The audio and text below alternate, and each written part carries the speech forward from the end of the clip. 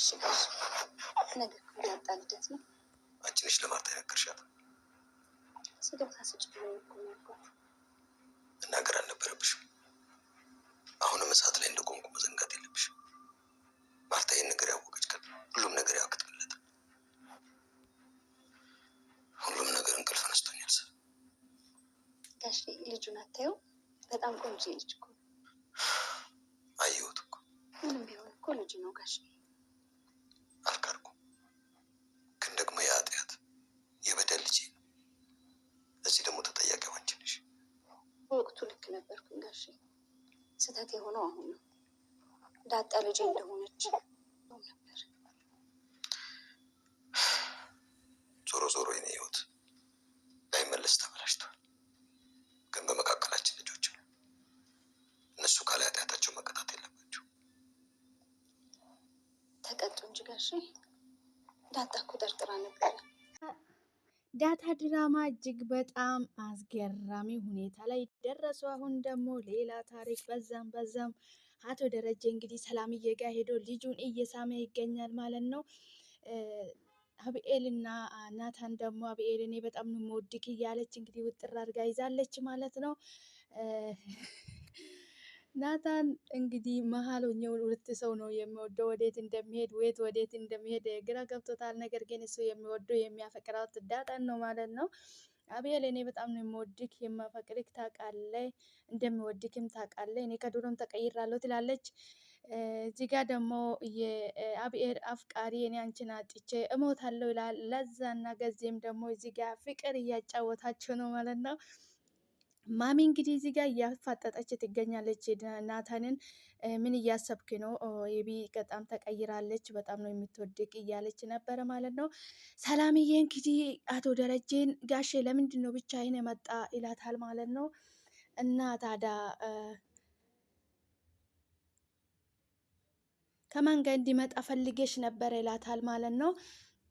ማሚን ይዞ ቢመጣ ኖሮ እንግዲህ እሷን ይዤ ቢመጣ አንቺና እሷን እኩል አንድ ላይ ላያቸው አልችልም እያላት ነበረ ማለት ነው። በጣም እንግዲህ በዚህም ጥልፍልፍ እያለ ፓርቲ ላይ ደረሱ ማለት ነው። የአቢስ እንግዲህ መጨረሻ ምንድን ነው የምትሆነው? ዳጣ እንግዲህ አጁ እንግዲህ እኔ አንቺን ትቼ መኖር አልችልም እያላት ነው ለአብኤል ማለት ነው። ገዜና ለዛም እንግዲህ እዚህ ፍቅር እያጫወታቸው ነው። ለዛም በጣም ትፈልገዋለች ትወዳለች ማለት ነው። ማሚ ናታንን እያፋጠጠች ትገኛለች። ናታን የሚመልሰው መልስ ያጥቷል ማለት ነው። ሰላምዬ እንግዲህ ለምንድን ነው ዳታ ልደት እንደሆነ ለነገርሻት ለማሚ ያላት ነበረ ማለት ነው። ስጦታ እንድትሰጠልኝ ነበረ እኔ ነገርኳት እንጂ ሌላ ነገር አስቤ አይደለም ትሏለች ማለት ነው። መናገር አልነበረብሽም ይላታል ማለት ነው። የልጁን ጠረን እያሸተተ ልጁን እየሳመ አቶ ደረጀ ማለት ነው። በጣም የሚያዛዝነው ነገር በናታን ፍቅር እየተጎዳች ትገኛለች ማለት ነው። በዚህ በኩል ደግሞ ዳጣም ናታንን ታፈቅራለች። ዳታ ግን ለአቶ ደረጀ እንድናሳውቅ እያላት ነው ናታን ማለት ነው። አይሆንም፣ እኔ አባዬ ተምሬ ብዙ ቦታ እንዲደርስ ነው የሚፈልገው እንጂ በዚህ ሰዓት ፍቅር እንዲለው አይፈልግም። አባቴ ለዛዝነው አልፈልግም። አይሆንም ናታን፣ እኔ አልፈልግም እያለች ትገኛለች ማለት ነው። ናታን እንግዲህ የኔና የአንቺ ፍቅር ግዴታ ለአባዬ መሳወቅ አለብን እያላት ነው ማለት ነው። ማሚ እንግዲህ እየተደጋገመች እንግዲህ ናታንን እያፋጠጠች ትገኛለች። ነገር ግን አንተ ከዳጣ ጋር ምንም ግንኙነት እንደሌለ ነግረህኛል፣ ሁሉም ነገር ነግረህኛል። ታዲያ ከአብኤል ጋራ ያለህን ነገር እንዴት አደረግከው? አባትክ ደግሞ ከኛ ጋራ ዝምድና እንዲኖረው ይፈልጋል። አንተ ደግሞ ምን እያሰብክ ትገኛለህ? ናታን ሳትፈራ ያንተ ስሜት ያንተ ፍላጎት ንገረኝ። አሁን ምርቃቷም ደርሳል። በዛኛ እንግዲህ አዲስ ነገር ሊኖር ይችላል። ምን እያሰብክ ነው? እንድትነግረኝ እፈልጋለሁ። አብኤል ደግሞ ተቀይራለች፣ ጥሩ ልጅ ሆናለች። አሁን ውበቷ እየታየ አይደለም ወይ ትላለች ማለት ነው። እንዴ ማሚ አብኤል እኮ ከድሮም ቆንጆ ናት ይላታል ማለት ነው። ማለቴ ጸባዩ ተቀይሯል እያላት ነበረ ማለት ነው።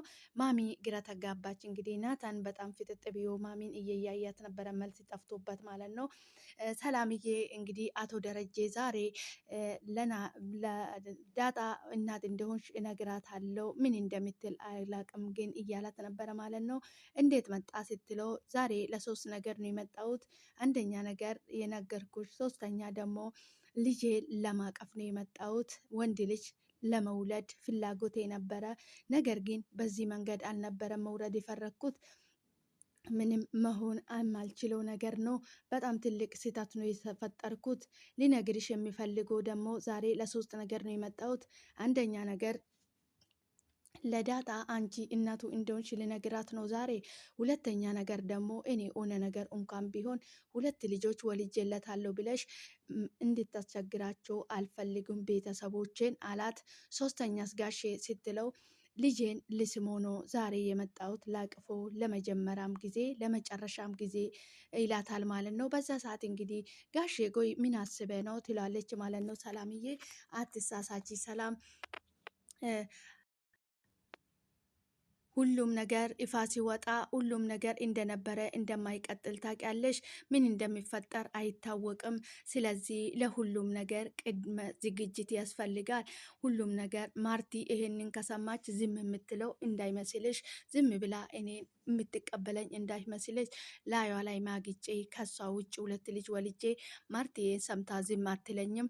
ስለዚህ ሁለት ልጅ ስለወለድኩ ካንቺ እኔ የሆነ ነገር ቢሆነው ማርቲን እንድታስቸግራት አልፈልግም ነገር ብለሽ እንዳታስቸግራቸው።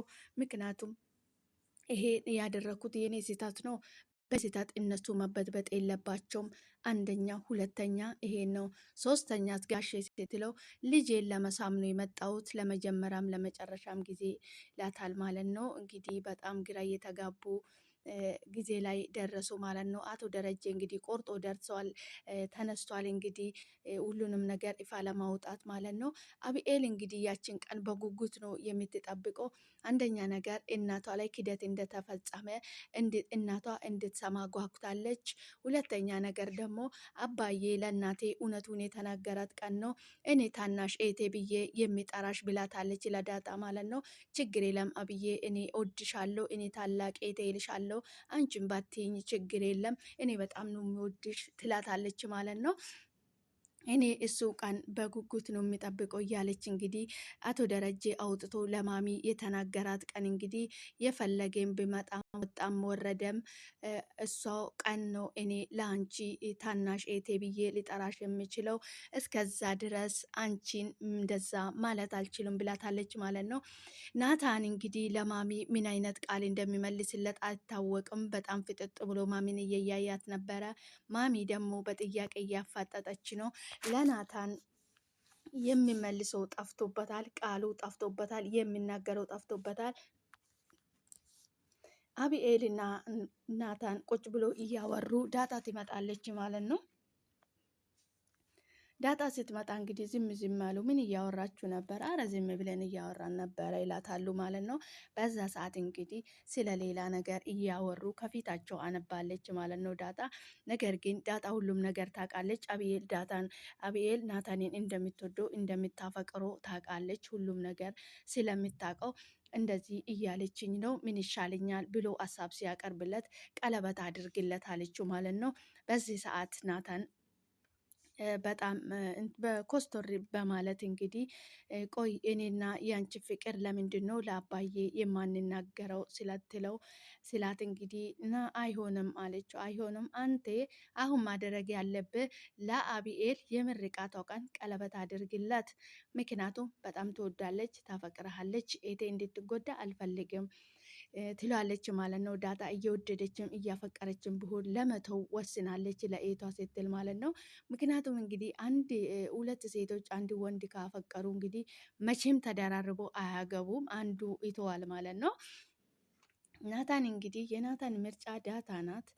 እሱ ዳታን ቢመርጥ እንኳን በዚህ ጋር አብኤል በጣም ትጎዳለች። በጣም አይሚሮዋም ይጎዳል፣ ልቧም ይሰበራል ማለት ነው። አርጁ በዚህ እያቃጠላት ይገኛል ማለት ነው። አርጁ እንግዲህ አንቺ ውሸትሽን ነው፣ ናታን አይወድሽም፣ ናታን ሁሉንም ነገር ነግሮኛል እያላት ይገኛል ማለት ነው። አውቃ እንግዲህ በቀደም እሷ አርጁ ከውጭ እየጠራ ናታን ጠርታ ናና ሆነ ነገር ለሳይቅ ብላ አርጁ ፊት ለፊት ናታን ስትስሞ አርጁ እንግዲህ ፌንት ሰርቶ ነበረ ማለት ነው። በዛ የተነሳ አንቺ አውቅሽ እኔን ለመናደድ ነው እንጂ እሱ አይወድሽም፣ ፍቅረኛሽ አይሆንም። ሲጀምር ደግሞ ናታን ሁሉንም ነገር ነግሮኛል ያለ ነው። በዛ ሰዓት እኔ ምንም ማድረግ አልችልም፣ ለአንተ ሊሆን አልችልም። እንዴት ሳልወድ ሳላፈቅር ከአንተ ጋር መሆን የምችለው? እኔ የምወደውም የማፈቅረውም ናታንን ነው። አርጁ እባክህ ከቻልክ ተወኝ፣ እባክህ ከህይወቴ ውጣልኝ በማለት እንግዲህ ከአጠገቧ ተነስታ ትሄዳለች ማለት ነው።